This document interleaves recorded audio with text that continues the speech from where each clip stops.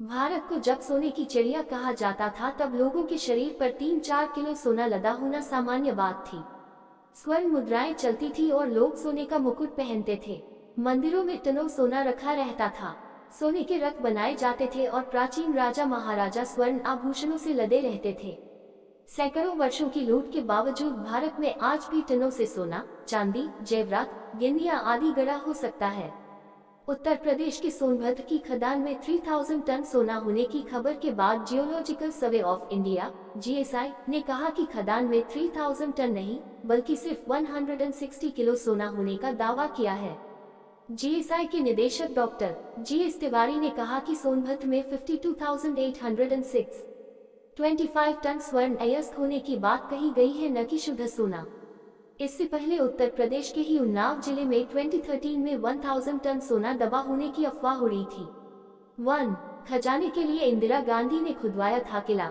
कहा जाता है कि इंदिरा गांधी ने आपातकाल के दौरान जयपुर की महारानी गायत्री देवी के जयपुर स्थित जयगढ़ किले को खजाने के लिए पूरी तरह खुदवा डाला गया था। इंदिरा गांधी से गायत्री देवी की नहीं बनती थी। जयगढ़ किले में 5 महीने तक चली खुदाई के बाद ये बताया गया कि महज 230 किलो चांदी और चांदी का सामान ही मिला है। सेना ने इन सामानों की सूची बनाकर और राज परिवार के प्रतिनिधि को दिखाई और उसके हस्ताक्षर लेकर सारा सामान सील कर दिल्ली ले गई। हालांकि यह भी कहा जाता है कि वहां से करोड़ा का खजाना निकला था, लेकिन जनता को भ्रम में डालकर वह सारा खजाना दबा दिया गया।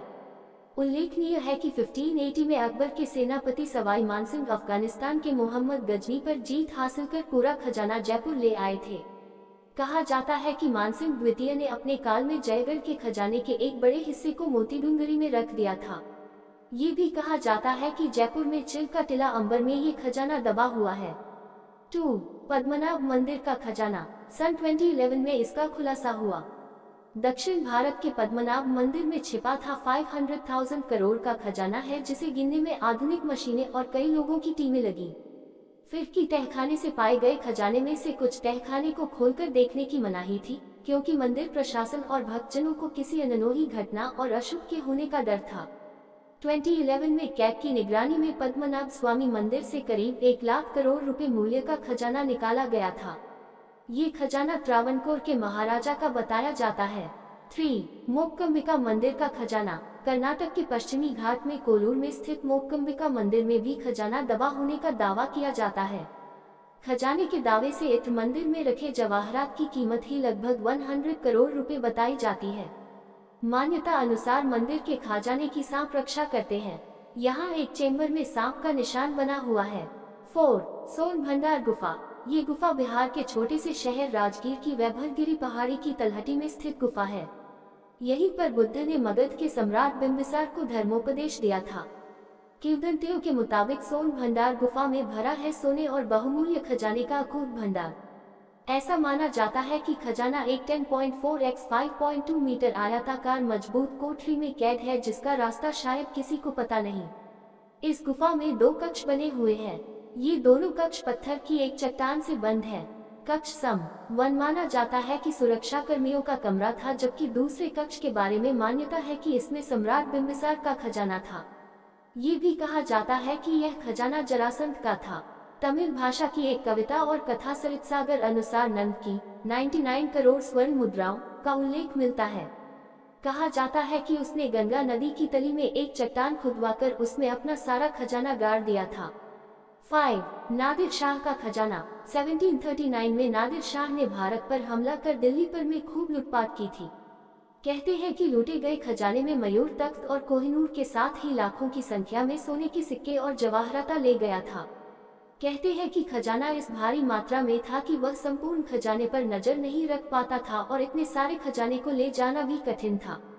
ऐसे में उसके सिपहसालारों ने इस खजाने का एक हिस्सा हिंदू कुश पर्वत की किसी गुफा में कहीं छिपा दिया था, जो आज तक नहीं मिला है। पहले सिकंदर आया था, फिर चंगेज खां, इसके बाद भारत पर पहला मुस्लिम आक्रमणकारी था मोहम्मद बिन कासिम। उसके बाद मुस्लिम आक्रमणकारियों और लुटेरों की फौज भारत में घुसी और भारत को तहस नहस कर लूट ले गई। कहा जाता है कि सोमनाथ का मंदिर मोहम्मद गजनवी ने लूटा था। उसमें ढेर सारा सोना था। बाबर भी यहाँ लूटने ही आया था।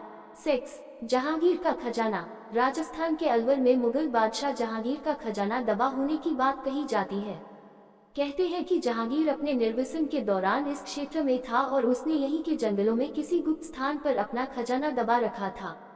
7. कृष्णा नदी का खजाना। कहते हैं कि आंध्र प्रदेश के गुंटूर में कृष्णा नदी के तटीय क्षेत्र बहुत समय से हीरों के लिए विख्यात रहे हैं। पहले ये क्षेत्र गोलकुंडा में शामिल था। यहीं से कोहिनूर हीरा निकला था। आज भी यहाँ कई हीरे दबे हुए हैं। 8. चार मीनार गुफा हैदराबाद। चार कमान घासी बाजार हैदराबाद तेलंगाना में एक गुफा है जो चार मीनार को गोलकुंडा से जोड़ती है।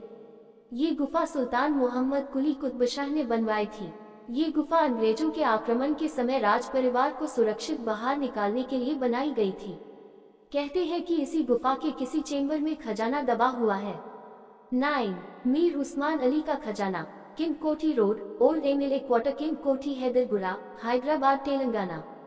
हैदराबाद के आखिरी निजाम मीर उस्मान अली के पास अकूत धन संपत्ति थी। कहते हैं कि उसने इसी कोठी में कहीं अपना खजाना दबा दिया था। 10. धनगांव में खजाना। ऐसी मान्यता है कि राजस्थान के एक गांव धनगांव में हर कदम पर खजाना दबा हुआ है। ये गांव राजस्थान के जबलपुर में स्थित है। यहाँ खजाना ढूंढने के लिए बाहर से भी लोग आते हैं। गांव के लोगों का दावा है कि यहाँ जहाँ भी खुदाई की जाए वहाँ खजाना मिलेगा। इस गांव में इतना खजाना है कि पूरे जबलपुर की काया पलटी जा सकती है। 11. लुटेरों, बंजारों, पिंडारियों और आदिवासियों का खजाना। राजा महाराजा, पंडित पुरोहित, सेठजनों, मंदिरों के अलावा देश में हिंदू समाज के बंजारा समुदाय, आदिवासी पिंडारी समाज का खजाना में कई जगहों पर गड़ा होने के कयास लगाए जाते हैं। लुटेरे भी लूटी गई संपत्ति को आपस में बांटकर फिर उसे कहीं छिपाकर रख देते थे। बंजारे में भी अपना खजाना भूमि में गाड़कर उस पर कोई वृक्ष उगा देते, पत्थर रखकर कोई निशानी बना देते थे। विदेशियों का आक्रमण होने पर कई लोग अपने घर के धन को अपने खेत या घर की भूमि में गाड़ देते थे। कहते हैं पिंडारियों के पास अथाह सोना था जो उन्होंने व्यापारियों से लूटा था। लूटा हुआ सोना चांदी को ये लोग खेत में, सुनसान जगहों पर या किसी मंदिर के पास गाड़ देते थे। गिन्नियां, कपड़े और खाने पीने का सामान खुद अपने पास रखते थे। माना जाता है कि बंजारा, आदिवासी, पिंडारी समाज अपने धन को जमीन में गाड़ने के बाद उस जमीन के आसपास तंत्र मंत्र द्वारा नाग की चौकी या भूत की चौकी बिठा देते थे, जिससे कि कोई भी उप धन को खोदकर प्राप्त नहीं कर पाता था। जिस किसी को उनके खजाने के पता चल जाता और वह उसे चोरी करने का प्रयास करता तो उसका सामना नाग या भूत से होता था। हालांकि इन बातों में कितनी सच्चाई है ये हम नहीं जानते, लेकिन ऐसी बातें समाज में प्रचलित है। राजा तो अपने खजाने को छिपाने के लिए बाकायदा बड़ी बड़ी सुरंगें या तहखाने बनाते थे। कुछ तो लंबी चौड़ी बावड़ियां बनाते थे जिसमें पानी के बहुत अंदर जाने के बाद नीचे गुफा या सुरंगों का निर्माण करते थे, जहां वे सोना चांदी और हीरे जेवरात रखते थे और फिर बाहर से उस सुरंग को बांध कर देते थे। आज भी ऐसी कई बावड़ियां हैं जिनके बारे में कोई नहीं जानता।